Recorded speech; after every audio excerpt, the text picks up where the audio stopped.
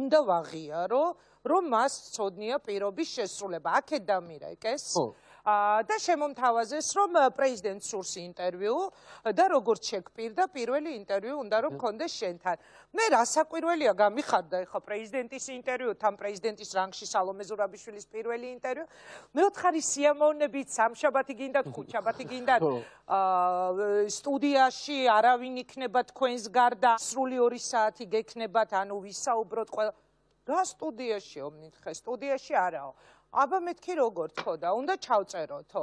მე როგორც წესი ჩაწერასთან დაკავშირებით პრობლემა კი არ მქონდა, უბრალოდ ვერ გავიგე რატომ აინამაინ ჩაწერა. ოკეი, რა პრობლემაა, მეოთხარი, კარგით.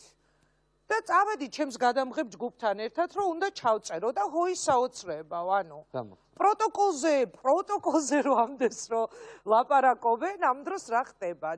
ჯერ სარემონტო სამუშაოები მიდის სასახლეში, ანუ პრეზიდენტი ისე არის შესული სასახლეში, რომ ჯერ სარემონტო სამუშაოები ყოველ შემთხვევაში გარეთ რო შევდიოდი, მუშები შემხვდნენ და ვკითხეთ, რომ პრეზიდენტი სად ზის, ხო და რო შევედი, დედას გეფიცები, აი სრულიად ცარიელი იყო სასახლე, სრულიად ცარიელი და ალბათ ინტერვიუშიც თუ მოისმინეთ, ხმაზე მიხვდებო ტაშტი, აი ჩვეულებრივი ტაშტი ხმა. ჯერ პრეზიდენტი არ ხო, ქვევრიდან გელაპარაკებდა.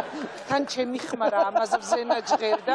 ნორმალურ სტუდიაში როგორ ჟღერს ჩემი ხმა და მე რო და ქალბატონო, აი ეს ეხოში მიდის ჩემი ხმა, შოკში ვიყავი. და რაც თავარია, სანამ ქალბატონი პრეზიდენტი შემობძანდებოდა, ვეუბნები მის გარემოცვას, რომ ხო აქ ინტერვიუს ჩაწერა არ შეიძლება, იმიტომ რომ არაფერი არ დგას, არის სრული სიცარიელე, იდგა 2 ცალი ყვავილი, ერთი დროშა, ვთხოვეთ ეგება მეორე დროშა შემოიტანოთ, მაგრამ ვერ შემოიტანეს, დროშა ვერ დაგიდეთ. ხო, 2 სავარძელი. ხო.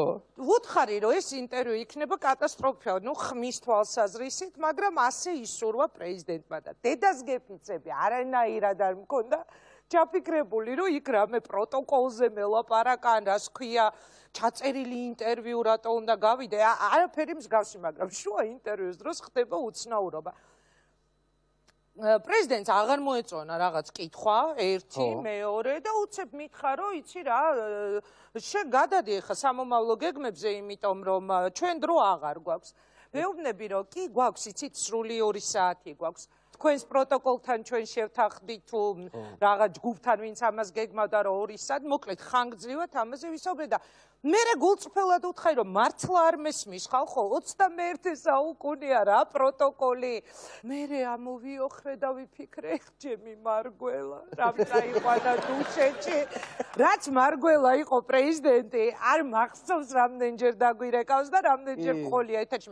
მარგველა მარტო არ რაღაც სააკაშვილიც მყოლია ეთერში და საერთოდ უფრო მეც გეტყვით ახლა როცა პროტოკოლზე ლაპარაკობ, შევარდნაძეს პირდაპირ ეთერში დაურეკავს. ერთხელ დამირეკა და მე ალო შუა ეთერი მიდის. დედას გეფიცები, ანუ